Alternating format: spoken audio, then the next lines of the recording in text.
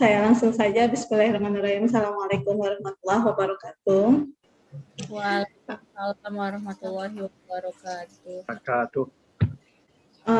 Ini saya mau share screen saya. Untuk mempersingkat waktu, kita langsung saja.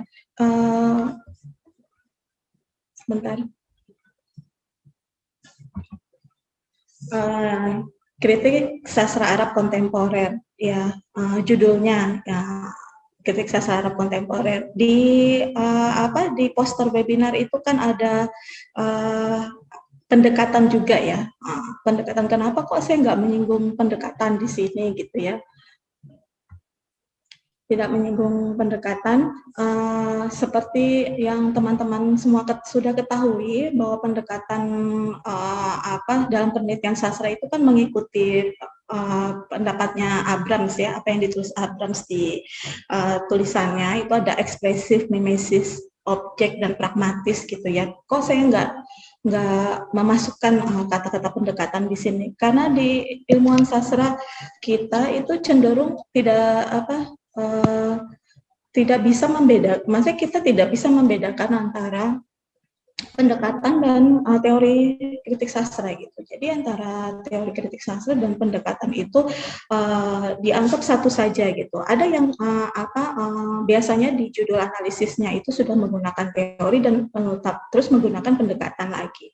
Tapi faktanya saat kita melakukan sebuah kritik sastra ya terhadap sebuah naskah, itu keseluruhan pendekatan itu kita lakukan, kita gunakan gitu, baik ekspresif, mimesis, objek dan pragmatis. Jadi kita tidak akan bisa melakukan sebuah kritik gitu ya jika kita tidak menggunakan keempat pendekatan itu. Jadi kita tidak bisa hanya sebuah pendekatan ekspresif saja, padahal kita di dalamnya juga menggunakan mimesis gitu ya, kita mengandaikan satu objek dengan objek lainnya gitu. Jadi saya pikir sudahlah kita langsung saja pada teorinya, teori kritiknya gitu ya, karena pada prinsipnya yang disebut approach itu ya teori juga termasuk approach gitu. Daripada tumpang tindih, jadi di satu saja kita langsung masuk pada teori, kita tidak membedakan antara teori dan pendekatannya gitu. Karena saat kita seperti yang tadi saya sebut bahwa saat kita melakukan kritik terhadap suatu naskah gitu ya, kita juga menggunakan keseluruhan pendekatan itu. Dia sebagai objek, terus nanti ada pragmatis di sana, juga ada ekspresifnya gitu ya. Jadi sama saja ya. Nah, nggak perlu kita bedakan antara teori kritik dan pendekatan itu. Terus sekarang mengapa karya sastra butuh dikritisi gitu ya? Khususnya di ruang akademik ya. Nah, saya mulai dengan universalitas sastra karena ternyata banyak kita sebagai ilmuwan sastra itu banyak yang melupakan tentang universalitas sastra ini. Jadi maaf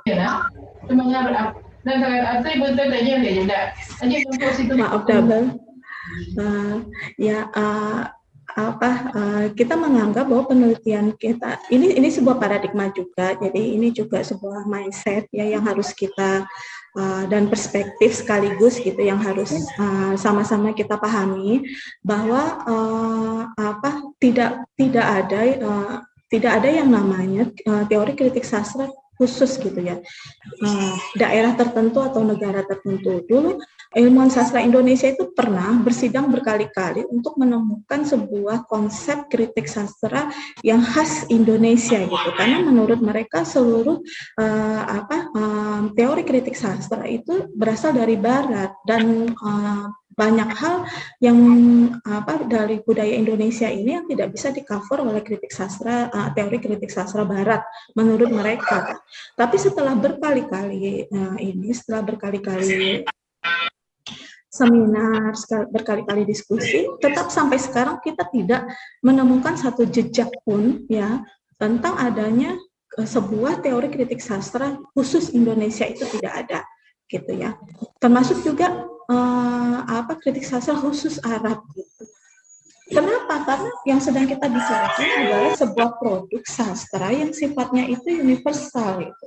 Karya sastra itu universal. Kita tidak asing saat membaca alur cerita dalam karya sastra Arab. Begitu juga dengan karya sastra Inggris, misalkan. Ya, kendala kita itu hanya pada bahasanya, tapi konten atau isi yang ada di dalam teks itu, gitu, itu kita tidak asing, gitu. Karena sastra itu kan berbicara tentang manusia ya, tentang manusia, mau dari benua apapun, mau dari negara apapun, ternyata pengalaman manusia itu sama saja gitu. Hanya budaya lokalnya memang berbeda, tapi budaya lokal itu sangat sedikit sekali mempengaruhi pengalaman hidup manusia itu sendiri gitu. Jadi saat kita misalkan saya membaca karya-karya penulis Minang gitu ya, saya kan tidak kesulitan memahami perilaku manusia yang ada di dalamnya gitu ya, perilaku tokohnya atau apanya. Sebagian budayanya mungkin saya tidak paham gitu, tapi budaya itu sebetulnya tidak mempengaruhi tokohnya sebagai manusia gitu. Ya, ini kadang-kadang kita tidak tidak ada sektoral sebetulnya di dalam sastra ya, di dalam sastra karenanya padahal sastra sendiri pun tidak punya teori kritik khusus sastra gitu ya. Sastra sendiri juga menumpang teori-teori di bidang filsafat atau bidang lain ya, terutama yang di bidang filsafat yang sangat banyak gitu ya, mempengaruhi teori kritik sastra secara general gitu. Jadi kadang universalitas sastra ini kita suka luput memberitahukannya kepada mahasiswa bahwa pijakan pertama karya sastra itu adalah sifatnya yang universal gitu ya. Jadi kalau mahasiswa keunggulan kita dalam sastra Arab adalah bisa membaca karya-karya sastra yang ditulis oleh orang-orang Arab dalam bahasa Arab gitu ya. Jadi budaya Arab yang juga termasuk budaya yang tua dengan seni sastranya yang juga sudah sangat tua gitu ya. Bahkan tercatat dari misalkan zaman jahiliyah itu tercatat antara 100 sampai 200 tahun sebelum kelahiran Rasulullah gitu, sebelum Hijriah.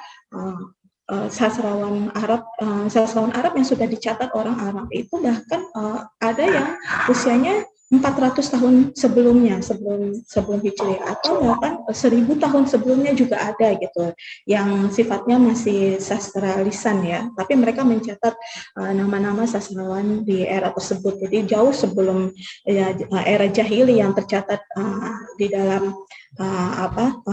sejarah sastra Arab gitu ya, itu sudah ada sastrawan Arab yang memang budaya mereka adalah budaya sastra. Jadi tapi apa yang mereka ungkapkan saat itu gitu ya, buktinya ya sampai sekarang kita bisa memahami apa yang ditulis ratusan tahun silam gitu ya, atau 1000 tahun silam gitu ya, sebelum Masehi gitu. Nah, zaman-zaman Plato, zaman Aristoteles gitu, kita masih bisa paham diskusi mereka, naskah-naskah mereka ya, karena sifatnya yang universal itu ya. Nah, karena sifatnya universal itu gitu ya, jadi kritiknya itu bermula dari sana. Jadi kita mengkritisi karya-karya yang universal dengan mindset kita yang lokal gitu atau yang nasional, itu pun tidak masalah gitu ya, karena sifatnya universal. Nah, terus lanjut kedua, universitas sebagai pusat keilmuan. Saya tidak pernah setuju ya, tidak pernah sependapat bahwa mahasiswa sastra itu boleh lulus hanya dengan membuat sebuah karya sastra gitu ya. Saya pernah dulu berkunjung ke sebuah kampus, dan kampus itu sangat mengapresiasi mahasiswanya, sebuah kampus prodi sastra Arab gitu ya, sangat mengapresiasi mahasiswanya yang menerbitkan sebuah karya sastra, dan kemudian kelanjutannya bahwa mahasiswa tersebut tidak diharuskan lagi menulis skripsi gitu ya. Saya otomatis sangat itu ya sangat tidak setuju dengan hal itu, karena produk sastra dan produk skripsi itu kan dua hal yang berbeda gitu ya. Produk sastra itu bisa ditulis bahkan bukan oleh mahasiswa sastra gitu. Kita tahu sastrawan dunia ini sangat sedikit yang latar belakangnya adalah mahasiswa sastra. Rata-rata sastrawan dunia ini basicnya itu adalah filosof gitu ya. Ada yang dokter, jadi bukan bukan berasal dari dunia sastra, maksudnya bukan berasal dari mahasiswa sastra yang kemudian bergerak di bidang sastra, keilmuan sastra, misalkan dosen sastra gitu ya, dan sejenisnya gitu. Nah, dalam meneliti karya sastra itu sesuatu yang fiksi gitu ya, sesuatu yang fiktif, dan kemudian mau kita buat menjadi sebuah karya ilmiah. Nah, disitulah letak teori kritik sastra gitu ya, dan itu hanya dipelajari di kampus-kampus, jadi di universitas gitu ya, kampus-kampus mahasiswa mempelajari teori kritik sastra formal itu di ranah akademis gitu. Mahasiswa tidak mahasiswa di luar mahasiswa sastra tidak mempelajari teori-teori ini gitu. Kalaupun mereka mengkritisi sebuah karya sastra, sifatnya itu bukan akademik, tapi misalkan judgement gitu ya, seperti kritikus sastra klasik gitu ya, memberi merasa bahwa sebuah karya sastra ini ada kurangnya dan ini harus diperbaiki gitu. Padahal di tingkat akademik kita menghargai seluruh karya sastra, kita tidak menganggap bahwa sebuah karya sastra yang ditulis oleh seorang sastrawan itu ada kekeliruan, ada kesalahan. Nah, kita memakluminya bahwa itu adalah memang sebuah karya sastra, dan kalau kita mengkritisinya, kita menggunakan sebuah teori kritik gitu ya, yang sifatnya itu untuk menonjolkan fenomena-fenomena literer, fenomena-fenomena tertulis yang ada di dalam karya-karya tersebut gitu. Nah, karena universitas adalah sebagai pusat keilmuan, jadi di dalam universitas seperti di prodi BSA tentunya banyak hal yang mata kuliah untuk membekali mahasiswa bisa mengkritisi karya sastra Arab gitu ya khususnya. Nah, selain bahasa ya yang dibekali ke mahasiswa, kan mahasiswa juga belajar mata kuliah lainnya, mata kuliah teori kritik sastra misalkan, atau kritik sastra kontemporer, atau misalnya judul mata kuliahnya bisa apa saja, tapi setidaknya intinya adalah mahasiswa itu dibekali di universitas keilmuan-keilmuan yang memungkinkan dia untuk membuat sebuah karya ilmiah yang berupa skripsi untuk lulus. Karena universitas adalah pusat keilmuan, maka untuk lulus dari universitas, maka kita harus membuat sebuah karya ilmiah yang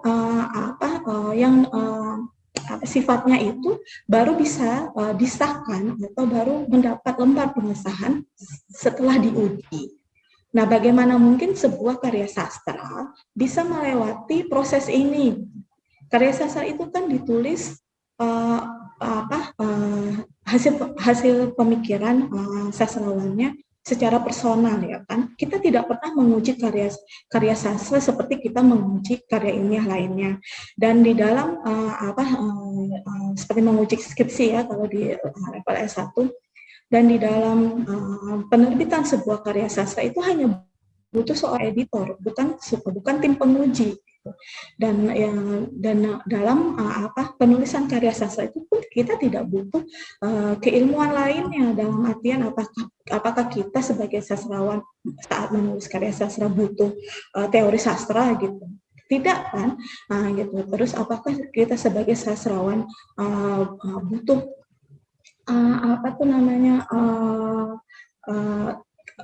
sejarah sastra Arab? Kita tidak butuh gitu. Yang dibutuhkan sastrawan itu adalah mampu menangkap fenomena yang ada di masyarakat, dan walaupun ya memang bahasa itu penting gitu ya, bahasa itu dipelajari, tapi bahasa sastra kan sangat subjektif terhadap tergantung sastrawannya. Jadi saya sangat tidak setuju bahwa sebuah karya sastra bisa menggantikan skripsi saat lulus dari universitas gitu. Nah, jadi dua hal tersebut gitu ya, mengapa karya sastra butuh dikritisi karena dia yang bersifat universal gitu. Jadi kita bisa menguji sastra Arab di Indonesia, ya, bisa menguji sastra Inggris di Indonesia gitu ya, karena faktor manusia yang ada di dalamnya ya. Sastra itu memang berbicara tentang humanitas gitu ya. Jadi memang manusia ya sama saja dimanapun dia berada. Dan satu hal lagi, karena mahasiswa kita yang keluar dari universitas itu adalah secara akademis dia karyanya harus diuji oleh tim penguji skripsi gitu ya. Jadi tidak bisa sebuah karya fiksi gitu ya, yang tidak ilmiah bisa menggantikan skripsi yang ilmiah, walaupun data skripsinya adalah data fiksi gitu. Karena itulah kita membutuhkan sebuah kritik sastra saat penulisan karya ilmiah tersebut. Lanjut, ini tadi sudah disinggung oleh Pak Dekan saat pembukaan sesi pertama tadi bahwa karya sastra itu sangat berkaitan dengan pembentukan karakter ya. Teman-teman dosen semua bisa memperhatikan bahwa saat mahasiswa kita dorong untuk meneliti sebuah karya sastra menggunakan sebuah teori kritik sastra tertentu gitu ya, itu mempengaruhi kepribadian mahasiswa sendiri gitu, tanpa mereka sadari gitu ya. Misalkan teori yang dipilihnya ya teori yang sesuai dengan naskahnya itu teori sosiologi sastra misalkan. Tanpa kita sadari mahasiswa itu masuk ke dalam penerapan teori tersebut dan mulai memperhatikan hal-hal kondisi sosial yang ada di dalam masyarakat sastra gitu ya. Kita tidak bisa pungkiri bahwa karya sastra itu sepenuhnya adalah miniatur dari masyarakat yang ada di dunia real gitu ya. Jadi dunia di dalam sebuah naskah sastra itu memang betul-betul ada cerminan dari dunia yang nyata. Ya, mahasiswa sekarang walaupun kesannya tidak punya empati gitu ya, kurang berempati pada permasalahan sosial di masyarakat real gitu. Saat mereka mulai meneliti sastra, ya meneliti karya sastra dengan teori-teori kritik sastra, mereka mulai memperhatikan, mulai menunjukkan sikap empati mereka gitu. Mereka mulai peduli pada sebuah kasus yang ada di dalam sebuah naskah sastra, dan mereka mulai peduli pada ketokohannya, mereka mulai peduli pada alurnya gitu ya. Terus mengapa si tokoh ini bisa mendapat ketidakadilan, misalkan kenapa kasus seperti ini bisa terjadi, bisa menimpa si tokoh gitu ya. Nah itu sangat membekas di kepribadian mahasiswa tanpa kita sebagai dosen pembimbing dan mahasiswa sendiri itu menyadarinya gitu. Itu membekas di memori mereka gitu dan dan bisa mempengaruhi sikap mereka di kemudian hari. Jadi saya sangat percaya hal tersebut gitu karena mahasiswa-mahasiswa bimbingan saya alhamdulillah gitu ya menunjukkan sikap yang berbeda saat mereka mulai meneliti karya sastra dengan sebuah teori kritik tertentu gitu ya. Pada umumnya gitu ya karena terutama karya-karya sastra Arab, karena karya-karya sastra Arab itu sifatnya sangat realistis gitu. Dan fenomena yang ada di dalamnya adalah bersumber pada konflik gitu ya. Mahasiswa kita tuh terlihat akan lebih berempati pada konflik gitu ya, pada masyarakat yang tumbuh, anak-anak yang tumbuh di ranah konflik gitu, terus uh, di uh, kekurangan pangan, terus kekurangan rasa aman, hal-hal yang seperti itu gitu. Nah, itu kita bisa melihatnya nanti gitu ya, tidak langsung di depan kita, tapi kecenderungannya seperti itu. Makanya biasanya itu mahasiswa-mahasiswa yang turun ke lapangan, turun ke jalan-jalan, terus menarik simpati warga, menarik empati warga terhadap suatu kasus, itu rata-rata itu mahasiswa sastra gitu. Itu tidak bisa kita abaikan. Di tahun 98 juga saat krisis itu ya, krisis kepemimpinan Indonesia dan kemudian demonstrasi yang dari UI itu juga dimotori oleh mahasiswa-mahasiswa sastra. Itu bukan hal yang mereka sengaja ya, itu dengan sendirinya karena mereka membaca banyak karya dan mereka menelaahnya dengan teori-teori kritik sastra yang memang membuat mereka empati mereka itu bekerja gitu ya. Jadi nurani dan akal pikiran mereka tuh berpihak pada kemanusiaan gitu. Nah, oleh karenanya saya gitu ya, saya pribadi ya, personal gitu, amat sangat menyayangkan jika mahasiswa kita di era yang sekarang ini di tahun 2021 ini masih diizinkan untuk menelaah karya sastra menggunakan teori struktural gitu, yang hanya mengurai sebuah karya dari sudut siapa tokohnya, di mana backgroundnya, settingnya apa gitu ya, terus alurnya seperti apa, itu kan sudah tidak sesuai gitu. Di situ juga kita bisa lihat bahwa tidak ada analisis yang mahasiswa berikan di dalam skripsi mereka saat mereka menggunakan teori struktural gitu. Di mana letak analisisnya gitu, padahal sangat banyak hal yang bisa mereka analisis di dalam sebuah naskah gitu, apalagi berbentuk novel gitu ya, naskah sastra Arab lagi gitu yang sangat sangat banyak tensionnya gitu ya, sangat banyak tension dalam sebuah naskah gitu ya. Hanya cuma dicerabut gitu ya, oh tokohnya ini antagonis, ini kalau dia antagonis gitu, jadi cuma klaim sepihak menurut saya gitu ya. Tidak kegagalan mahasiswa berempati pada sebuah naskah gitu ya, dan ujung-ujungnya gagal juga mengubah kepribadian mereka gitu, dari yang cuek menjadi peduli gitu ya, itu karena masih diizinkannya teori struktural itu untuk untuk analisis skripsi, padahal tidak ada analisisnya, tapi disebut analisis struktural padahal tidak ada analisis di dalamnya gitu ya.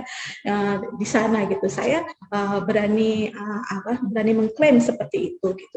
Jadi kalau misalkan menurut saya di tahun 2021 ini, jika kita masih mengizinkan mahasiswa melakukan seperti itu, berarti kita melakukan pembiaran pada mahasiswa untuk mengabaikan segitu banyaknya fenomena tertulis, fenomena literer yang terdapat di dalam karya sastra Arab, dan kemudian menganggap mereka itu hanya sebuah tulisan-tulisan yang tanpa makna.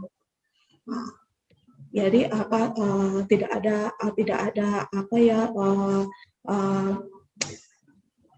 hasil impact gitu ya, tidak ada dampak signifikannya pada diri mahasiswa sendiri saat berhasil mengurai sebuah naskah hanya pada strukturnya saja gitu ya.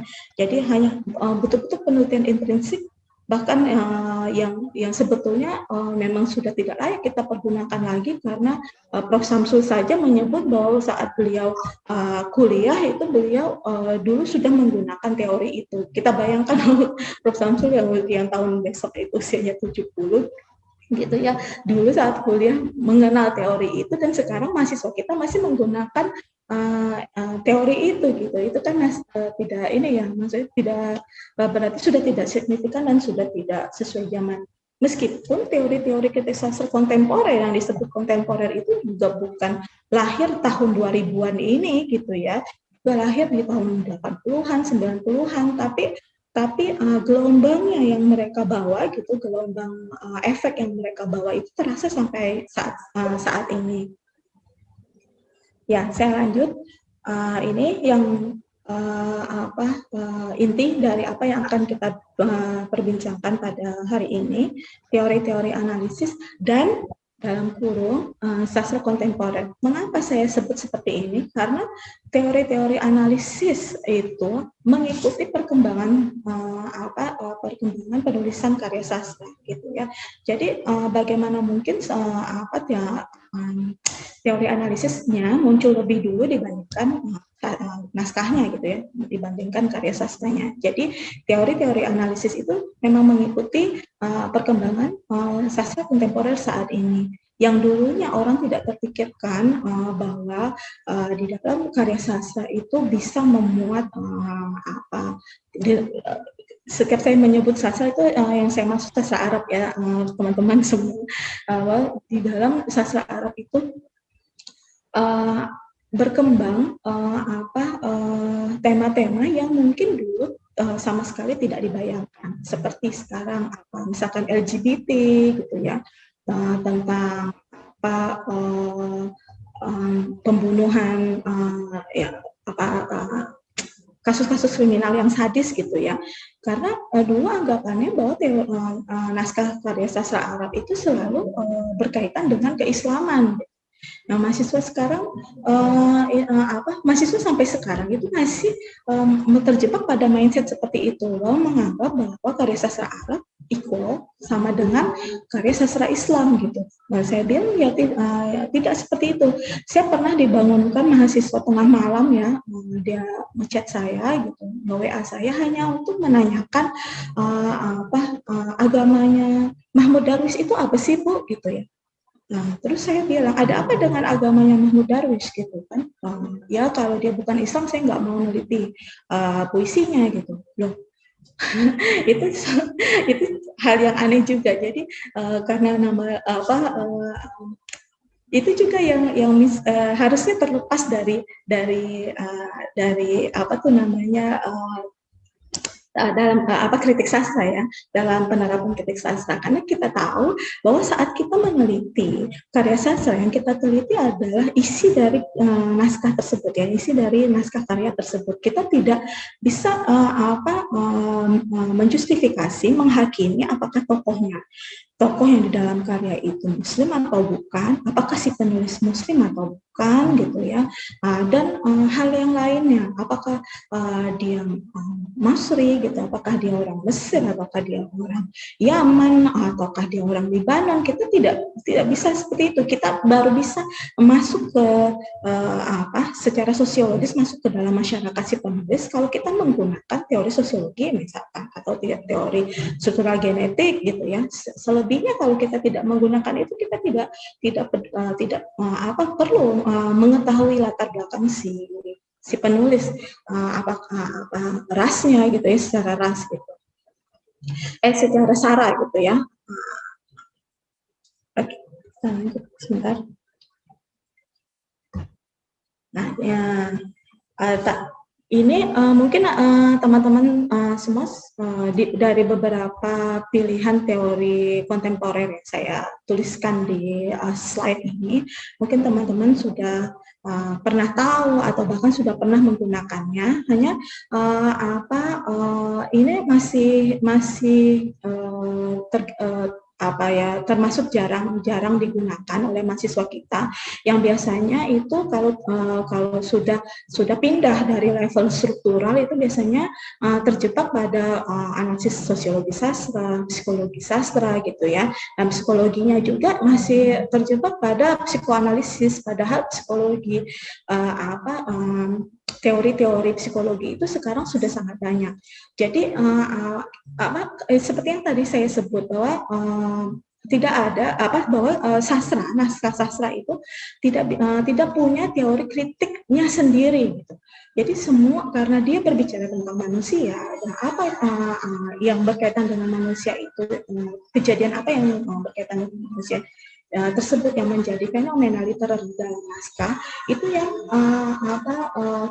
kita carikan teori-teori yang sesuai dengan fenomena-fenomena tersebut. yang seperti ini, New Historicism. New Historicism ini bukan teori yang berdiri sendiri juga gitu. Jadi ini adalah kepanjangan dari teori sosiologi sastra juga. Jadi teori sosiologi sastra dan di dalamnya lebih fokus pada historisnya. Nah, sebelumnya ada teori historis saja gitu ya, teori historis sastra. Nah, sekarang kita tidak mempelajari sejarah ansih gitu.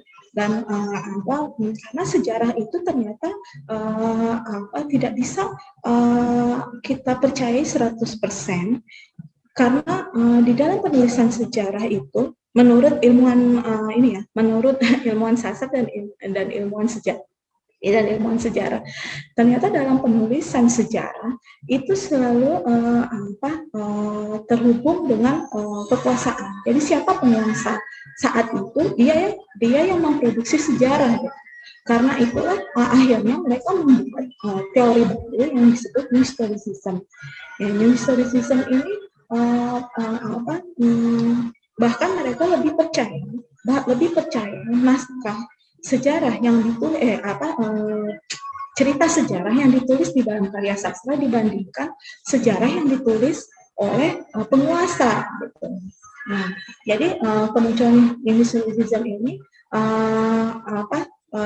para ilmuwan, baik ilmuwan sejarah maupun ilmuwan sastra, meletakkan dua naskah tersebut secara bersamaan untuk melihat perjalanan sejarah itu. Nah, di sini teman-teman bisa baca sendiri gitu ya, bahwa New Historicism merupakan pendekatan kritik sastra yang menekankan keterkaitan teks sastra dengan berbagai kekuatan sosial, ekonomi, dan politik yang melingkupinya. Pendekatan New Historicism mempertimbangkan relevansi karya sastra sebagai dokumen sosial. Nah, jadi saat melakukan kritik juga dengan menggunakan New Historicism, biasanya kita membuka dua buku itu secara bersamaan. Buku naskahnya ya, naskah karya sastra dan buku sejarah gitu. Jadi kita tentunya kalau di dalam karya sastra kan tidak pernah terjadi bahwa karya sastra itu hanya menceritakan sejarah saja gitu ya. Biasanya sejarah itu diceritakan sebagai pelengkap dari sebuah alur cerita gitu ya. Walaupun sebetulnya fokusnya bisa saja ke sana, tapi dianggap sebagai sekunderinya gitu. Jadi alurnya itu walaupun si tokohnya itu alur ceritanya adalah cerita percintaan, tapi biasanya lingkup sejarahnya itu ada. Misalkan saja yang tentang kalau di naskah sastra itu misalkan novel-novelnya Najib Kilani, Nawang Sadawi yang kelahiran tahun 30-an itu biasanya kan mereka kan masuk ke saat revolusi Mesir tahun 1952 itu masa ini mereka ya, masa kejayaan mereka sebagai penulis gitu di tahun 50-an itu. Nah, di situ kita lihat bagaimana kritik mereka melalui karya-karya mereka terhadap kondisi sosial yang ada di Mesir saat itu tahun 50-an. Itu banyak ada beberapa misalkan saja Malikatul Inab karyanya Najib Kilani, terus saya lupa mencatat beberapa juga karya-karya tersebut. Tapi jadi saat membaca karya-karya itu, terus kita membarenginya dengan membaca membaca buku sejarah gitu. Nah, begitu New Historicism bekerja gitu ya. Nah, ini tokoh-tokoh New Historicism. Kita kenal, itu ada Michael Foucault, yang teorinya tentang pengetahuan budaya kolektif yang didokumentasikan untuk memahami waktu tertentu. Tujuannya untuk menafsirkan teks sastra sebagai ekspresi dari reaksi terhadap struktur kekuasaan, sebetulnya itu bukan leluasaan ya, kekuasaan masyarakat di sekitarnya. Jadi itu ya, Michael Foucault itu kan orang yang sangat ilmuwan yang sangat kritis ya terhadap penulisan sejarah gitu ya, karena sangat sangat apa tuh namanya, kekuasaan sentris gitu ya. Jadi senternya itu pada penguasa, Jadi apa yang didokumentasikan di dalam buku sejarah itu belum tentu memang seperti itu kejadiannya di masa itu. Lalu mereka melihat apa sebetulnya yang ditulis oleh sastrawan, karena di dalam karya sastra itu penulis lebih jujur. Penulis kan bagian dari masyarakatnya gitu ya. Jadi apa yang dirasakan masyarakat adalah yang dirasakan juga oleh si penulis, dan kemudian ia tuangkan di dalam karya-karyanya gitu ya. Itu yang dipercayai oleh para teoris New Historicism. Sebetulnya bukan hanya dua ini ya tokoh historism, cuma ini yang paling banyak muncul. Terus ada Stephen Jay Greenwald, ini yang paling banyak teorinya dipergunakan oleh mahasiswa saat mengkritisi sebuah karya sastra menggunakan teori historism. Karena Greenwald sudah mempraktekkannya di beberapa karya. Di sini saya tuliskan ada Practicing Historism, itu memang bukunya ya, step-step penelitian historism ada di sana yang dia terbitkan tahun 2000. Terus aplikasinya di Will in the World, How Shakespeare Became Shakespeare, itu terus The Sword, How the World Became Modern, terus Tyrant, Shakespeare on Politik, itu tahun 2012 atau 2013. Jadi Greenwald ini yang menerjemahkan hasil pemikirannya Michael Foucault langsung ke dalam ranah kritik sastra ya. Kemudian saya khawatir terlalu lama dalam presentasinya. Nah, ini kita kenal postkolonial. Nah, postkolonial ini biasanya mahasiswa sangat suka menggunakan teori ini, karena di dalam seakan-akan mereka merasa bahwa kejadian saat ini yang mereka alami di Indonesia terutama ya, dengan krisisnya dan dengan ya macam-macam lah relasi pemerintah dan masyarakat, apalagi sekarang masa pandemi yang terlalu banyak miskomunikasi gitu ya, dan terlalu banyak kritik sosial, dan terlalu banyak konflik di media. Nah, ini mahasiswa cenderung suka sekali menggunakan teori postkolonial. Ya, secara umum postkolonial dipahami sebagai teori, wacana, dan istilah yang digunakan untuk memahami masyarakat bekas jajahan, terutama sesudah berakhirnya imperium kolonialisme modern. Dalam pengertian yang lebih luas, postkolonial juga mengacu pada objek sebelum dan pada saat terjadinya kolonialisme. Teori ini digunakan untuk menggugat praktik-praktik kolonialisme yang masih berlanjut, atau kolonialisme bentuk baru yang telah melahirkan kehidupan yang penuh dengan rasisme, hubungan kekuasaan yang tidak seimbang, budaya subaltern, hibriditas dan kreotisasi, bukan dengan propaganda peperangan dan kekerasan fisik, tetapi didialektikakan melalui kesadaran atau gagasan. Nah, yang kedua ini yang sangat membuat mahasiswa suka emosional dalam memanfaatkan teori ini di dalam skripsinya gitu ya. Dia menggugat praktik-praktik yang kolonialisme yang berlanjut, atau kolonialisme bentuk baru yang telah melahirkan kehidupan yang penuh dengan rasisme.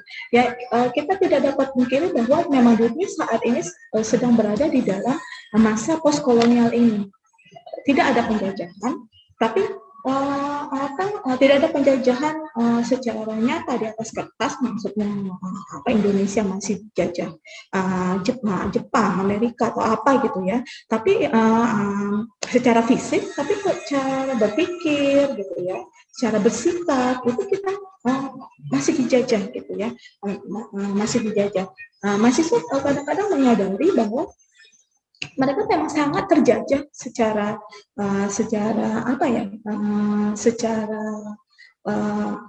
style gitu ya, dengan style Amerika, termasuk cara berpikirnya, koneksivitasnya. Mereka kita bisa bertanya pada mahasiswa saat ini, apakah mereka bisa hidup tanpa internet gitu ya? Mayoritas mahasiswa mungkin akan menjawab tidak bisa gitu. Jadi keterikatan mereka dengan dunia maya itu sangat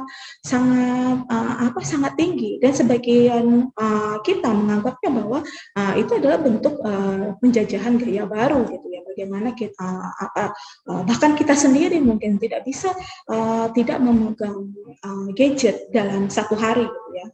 Kita tidak bisa berpuasa gadget walaupun kita bisa berpuasa tidak makan gitu ya dalam bulan Ramadan gitu. Semakin Ramadan gadget akan semakin sering kita pegang gitu ya. Dan syukurnya kalau misalkan gadget bisa kita pakai untuk hal-hal yang lebih bermanfaat untuk mencari referensi dan sebagainya gitu. Tapi kan hal yang di luar itu juga sangat banyak gitu ya. Nah itu yang disebut penjajahan gaya baru ini, kolonialisme gaya baru ini. Nah ini tokoh-tokoh postkolonial yang mungkin teman-teman semua sudah sering mendengar. Ini saya ambil 3 saja dari sekian banyak tokoh postkolonial karena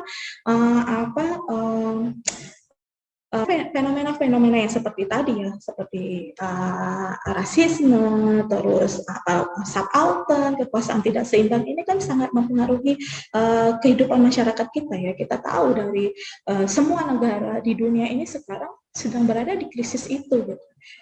Kita tidak perlu jauh-jauh di tetangga kita di Myanmar sedang terjadi gitu ya, terus di Filipina juga gitu, bahkan di Indonesia sendiri kita bisa melihat hal seperti itu ada gitu ya. Nah ini 3 tokoh postkolonial dari Edward Said gitu ya. Kita tahu bahwa Edward Said bukan orang Amerika asli gitu ya, bukan orang Amerika asli, tapi beliau adalah keturunan Palestina, jadi membawa isu-isu Palestina ke dalam ke ranah yang lebih global gitu. Walaupun beliau tidak pernah menyebutkan bahwa krisis kemanusiaan ini terjadi di Palestina, tapi beliau melihatnya secara universal ya. Nah ini menurut Edward Said menghubungkan teori wacana, hubungan kuasa dan pengetahuan untuk perjuangan masyarakat dan politik dalam kehidupan sehari-hari. Menurutnya di samping suatu praktek, kebudayaan adalah komunikasi dan representasi bahkan memiliki nilai estetis. Oleh karena itu, postkolonial menolak pandangan monosentris terhadap pengalaman manusia. Nah, itu yang Edward Said memang fokus pada pengalaman manusia. Bagaimana bisa kita diseragamkan ya. Selama ini kita kan sering sekali diseragamkan. Ini kita belum menyinggung masalah gender gitu. Kita menyinggung manusia secara keseluruhan. Jadi misalkan kita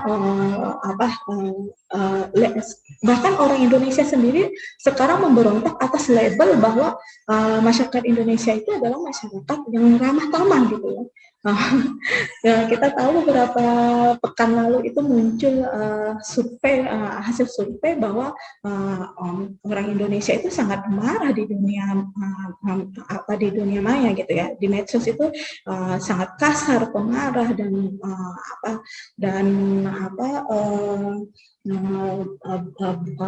pembuli tingkat 1 gitu ya, pembuli nomor 1 gitu, masyarakat Indonesia sangat bertolak belakang dari apa yang pernah diwacanakan lalu disematkan pada kita bahwa masyarakat Indonesia itu adalah masyarakat yang ramah, masyarakat yang santun, masyarakat yang tradisi ketimuran sangat terjaga gitu ya. Gitu. Jadi kita bisa lihat di balik kehebohan itu bahwa masyarakat Indonesia sendiri menolak diseragamkan gitu, monosentris terhadap pengalaman kita ya. Kalau mungkin anak-anak muda sekarang, anak milenial sekarang merasa kalau misalkan Anda memang dipresentasikan sebagai seorang yang santun, Anda tidak dapat memaksa saya untuk dipresentasikan sama seperti Anda, dan itu muncul di dalam karya sastra Arab saat ini. Jadi apapun yang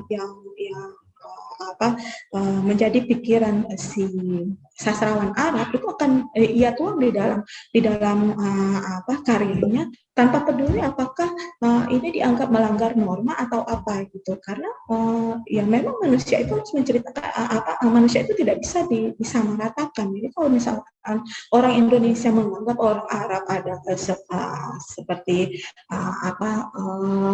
perwujudan dari akhlakul karimah karena Rasulullah lahir di sana gitu.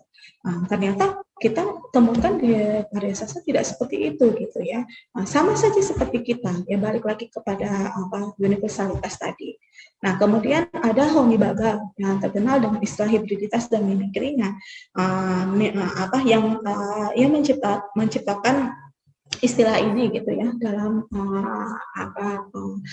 menelaah karya sastra dari perspektif postkolonial. Mimikri adalah proses penulisan ulang identitas penjajah di ruang ketiga sebagai cara mendekonstruksi wacana penjajah.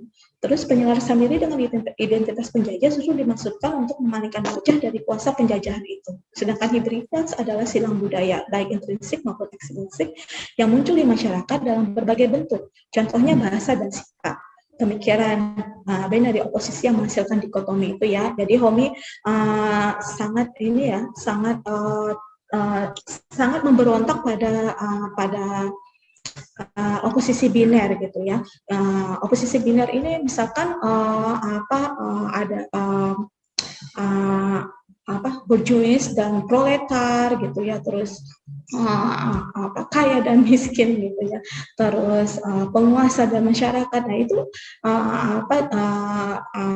Homi Bhabha sangat tidak menyetujui dalam naskah itu menghasilkan dikotomi yang sangat seperti itu, misalkan majikan dan budak gitu ya.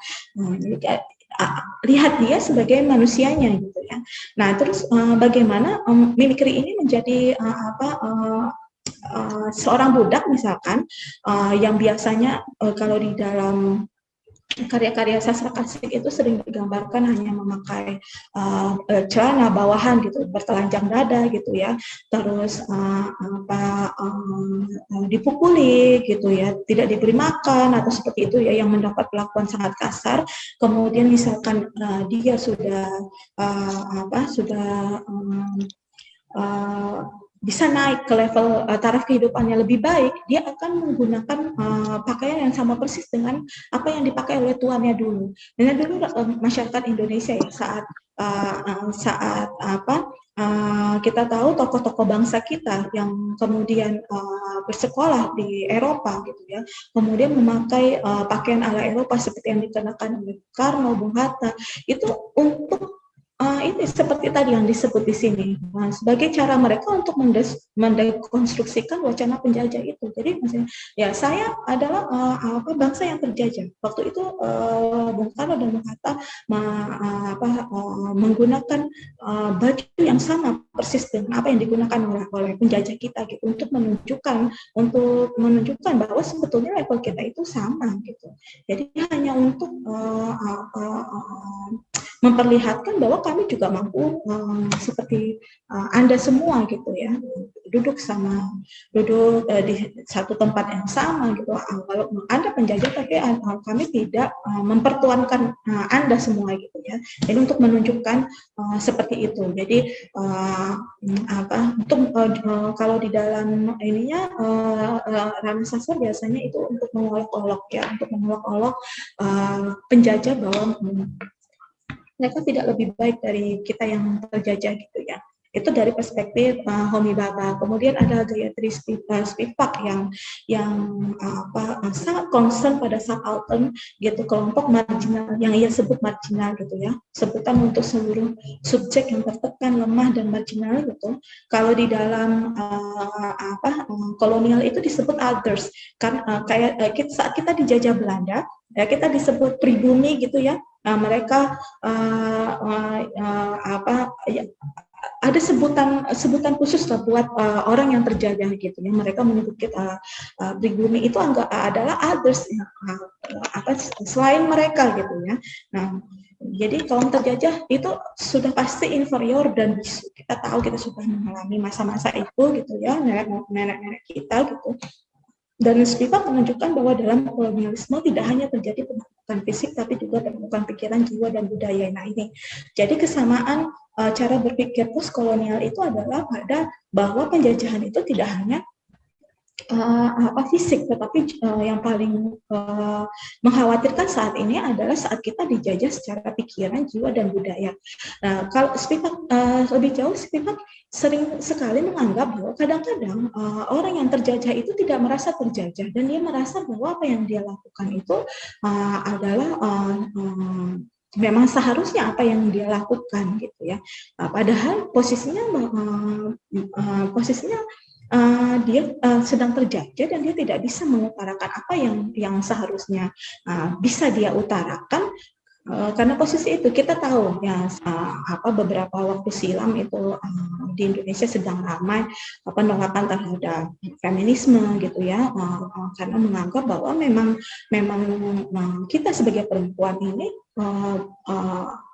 bahwa tubuh kita, pikiran kita, perempuan ini bukan milik kita gitu ya. Nah, jadi ada perbenturan di sana ya seperti itu. Jadi ada, saya tidak mau menyinggung feminis di sini karena nanti akan dibicarakan di webinar yang selanjutnya gitu ya. Tapi hal yang seperti itu yang terjadi ya, menurut Spiva. Jadi orang-orang yang sudah terbiasa nyaman dengan kehidupan inferior itu merasa bahwa inferioritas itu memang sudah kehidupannya gitu, dan tidak ada rasa ingin mau melawan, dan tidak ada rasa bahwa ini adalah sesuatu hal yang salah gitu ya. Nah, itu yang sangat mengkhawatirkan. Sebagian kita di Indonesia juga seperti itu, misalkan sudah diberi nyaman gitu ya, kemudian merasa cukup gitu ya.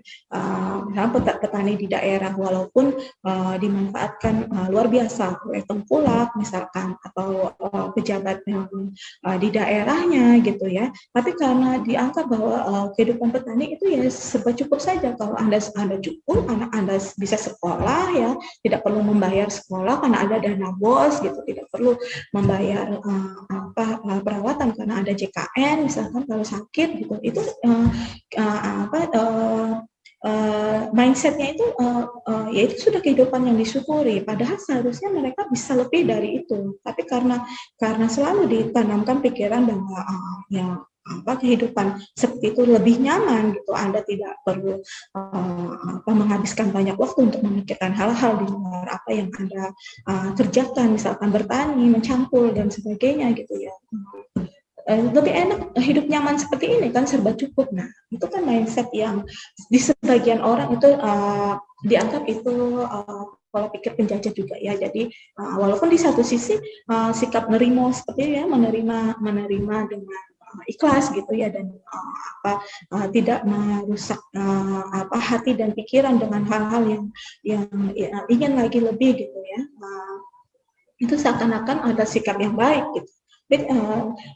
Dengan begitu, tapi sebetulnya banyak petani kita itu dibuat sangat pasif gitu. Mereka misalkan bibit hanya mengandalkan bibit yang diberikan oleh koperasi atau sejenisnya gitu ya, tidak punya keinginan untuk bisa membuat sebuah penelitian sederhana tentang apa gitu, seperti itu ya, yang sudut pandang yang berbeda.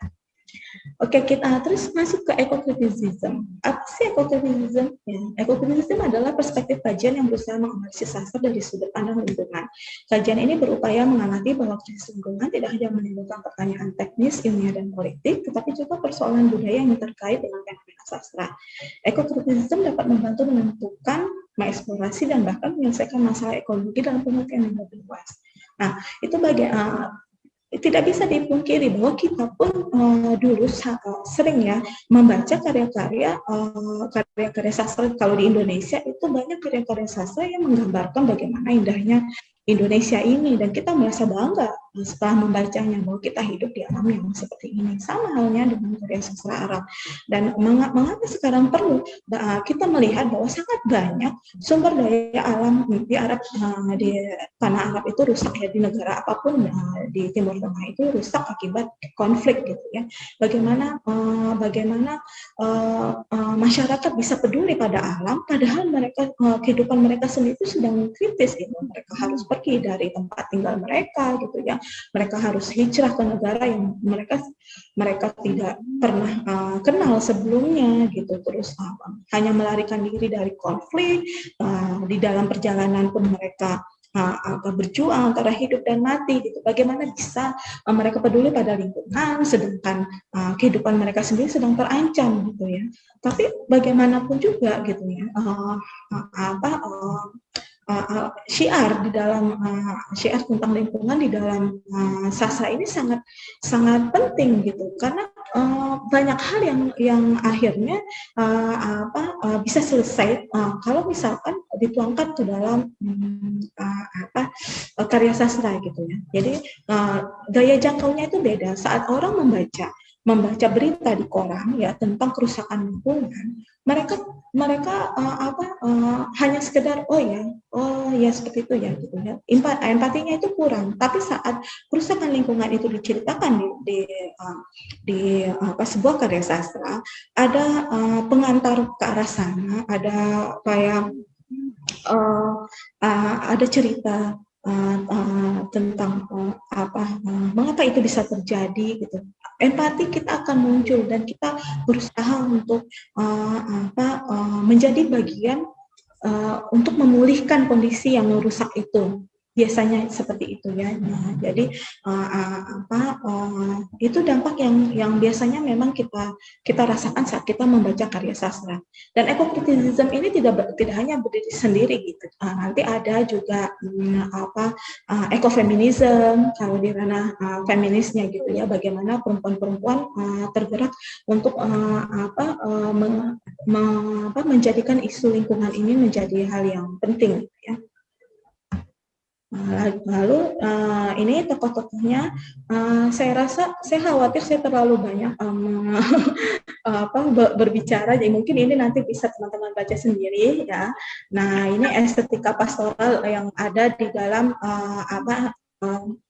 ranah ini, ekokritisisme ya, apa sih yang di ranah sastra itu harusnya seperti apa gitu ya, menyikapi isu-isu lingkungan. Nah di sini ada yang ini juga political literary criticism, ini perpanjangan dari sosiologi sastra gitu ya. Jadi sosiologi sastra versi baru. Ya, kita tidak bisa memisahkan antara ranah politik dengan ranah sastra di dalam sebuah karya sastra gitu ya. Politik dan sastra itu kadang-kadang konflik dan berkelindan di dalam satu naskah gitu. Nah, karenanya jadi teoris menciptakan sebuah sebetulnya bukan menciptakan, mulai memanfaatkan teori-teori politik untuk bisa meneliti karya-karya sastra yang memang sangat berkaitan dengan isu-isu politik di dalam karyanya gitu ya. Nah, ini lagi travel writing literature ini gitu. Bagaimana karena sekarang orang sangat banyak menuliskan tentang perjalanannya, kemudian tulisan itu masuk ke ranah sastra ya. Kemudian bagaimana menyikapi writing literature ini, tulisan-tulisan yang berkaitan dengan perjalanan ya, travel writing ini ya. Kemudian travel writing mengikuti teori literaturnya ya, teori sastranya, kemudian mengikuti perjalanan kepenulisan travel writing ya. Penulisan karya sastra travel, karya sastra perjalanan ya. Karya perjalanan ya, sebutannya itu beda-beda, karenanya saya ambil travel writing literature untuk judulnya. Nah di sini ada ya, saya tapi sama halnya seperti ranah sosiologi lainnya, travel writing ini juga tidak berdiri sendiri. Jadi tergantung di dalam perjalanan, apakah misalkan kita saat ini pergi ke salah satu negara Timur Tengah yang sedang konflik gitu, yang kita lihat apa. Nah kemudian dalam perjalanan itu ditulis tentang konflik, tapi yang kita ingin fokus juga pada perjalanannya. Kemudian perjalanan ini kita kombinasikan dengan teori postkolonial misalkan, atau teori historicism gitu. Nah itu bisa terjadi ya, karena dalam perjalanan kan kita tidak hanya mencatat bahwa dari bandara, kemudian saya dari bandara Soekarno-Hatta saya transit sekitar 3 jam di Dubai misalkan, terus saya melanjutkan perjalanan gitu. Kan bukan hanya itu yang diceritakan, tapi apa yang dilihat oleh si penulis, pengalaman batin apa yang ia temukan sepanjang dalam perjalanannya. Biasanya kan itu yang kerap tampak di dalam sebuah travel writing gitu ya. Nah itu karena itulah teorinya akan mengikuti fenomena literer yang ada di dalam karya tersebut. Kemudian sosio behavioral gitu ya, behavioral yang psikologi digabungkan karena sosiologi ini juga perpanjangan dari teori sosiologi sastra ya. Nah, konsep baru. Jadi teori behavioral sosiologi dibangun dalam rangka menerapkan prinsip psikologi perilaku ke dalam sosiologi.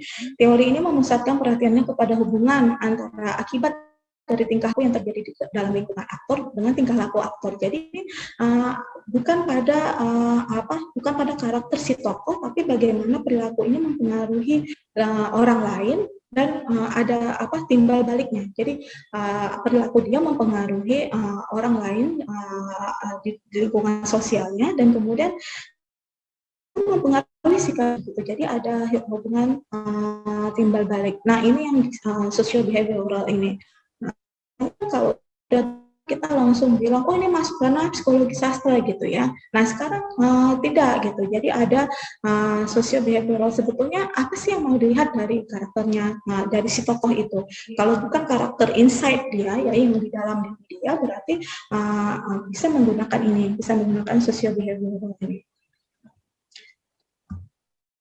Nah ini ada William Frederick Skinner sebagai tokohnya, ya silakan nanti bisa dibaca. Nah ini saya masuk pada kesimpulan kritik sastra kontemporer ya. Nah, istilah teori kritik telah diperluas mencakup ide-ide dari ahli teori yang menghilangkan batas antara berbagai disiplin ilmu yang mapan untuk menghasilkan wacana supradisiplin yang mencakup permasalahan seputar sosial, politik, budaya, dan estetika saat ini. Menggabungkan filsafat, teori sosial, kritik budaya, dan pemikiran ini kondisi modernitas dan sebagian postmodernitas dan mengkritisi konsep utama dan visi asumsinya terkait kebenaran, representasi, subjektivitas, identitas, rasionalitas, makna, bahasa, kekuasaan. Jadi yang namanya teori itu tidak pernah berdiri sendiri ya. Jadi kita tidak bisa saya anak sastra Arab, terus kemudian saya hanya membaca karya-karya sastra Arab, terus saya mencari teori-teori kritik yang cocok dengan karya sastra Arab, tapi kita menyampingkan bahwa di dalam sebuah naskah itu sendiri banyak fenomena yang terdapat di dalamnya. Jadi kita bisa fokus pada alur cerita si tokoh yang misalkan itu adalah kisah percintaan, tetapi lihat di samping-sampingnya itu sebetulnya yang ingin disampaikan oleh si sastrawan itu hal yang sebenarnya gitu. Misalkan percintaan di tengah konflik gitu, sebetulnya yang fokusnya adalah konflik itu, tapi karena jalan cerita novel itu kalau tanpa kisah cinta itu menjadi hambar, jadi selalunya karya sastra itu, naskah karya sastra pasti ada bumbu-bumbu percintaannya. Tapi sebetulnya lebih dari itu ya. Ya karenanya jadi kita tidak sekarang ini bukan bicara tentang multidisiplin ilmu lagi, karena sastra memang multidisiplin. Kita seperti yang tadi saya sebut, tidak ada teori kritik sastra yang lahir dari rahim sastra sendiri gitu. Semuanya lahir dari keilmuan lain, terutama filsafat ya, sosiologi gitu ya, psikologi dan lain sebagainya. Nah, jadi sekarang ini kita tuh sedang bicara tentang supradisiplin gitu ya, bagaimana kita secara real dan kepada masyarakat yang di dalam naskah karya sastra itu berada di pusaran berbagai disiplin gitu ya. Di satu sisi dia adalah seni, tapi di sisi lain dia juga adalah suara untuk memberontak gitu ya, untuk mengkritik lingkungan, mengkritik pemerintah, mengkritik dominasi gitu ya, hal-hal yang seperti itu. Ya, oke. Jadi di sini saya tekankan sekali lagi bahwa apa yang tadi saya sebutkan, beberapa teori kritik sastra kontemporer itu bukan hanya itu gitu ya, masih banyak hal yang lainnya, dan semuanya itu berpulang pada fenomena literer yang terdapat di naskah karya sastra yang akan dianalisis oleh kita atau mahasiswa kita ya. Nah, saya cukupkan dulu dari sini. Nanti kita akan diskusikan lagi. Pasti akan banyak pertanyaan sih. Saya harapnya seperti itu gitu ya terkait dengan teori-teori kritik ini gitu ya. Di sini juga saya lihat masih sudah ada pertanyaan juga yang nanti yang akan disampaikan. Saya akan menunggu moderator yang akan menyampaikannya, gitu. Biar moderator yang akan memilah pertanyaan mana yang akan kita jawab. Ya, saya cukupkan dulu. Terima kasih. Assalamualaikum warahmatullahi wabarakatuh. Waalaikumsalam warahmatullahi wabarakatuh.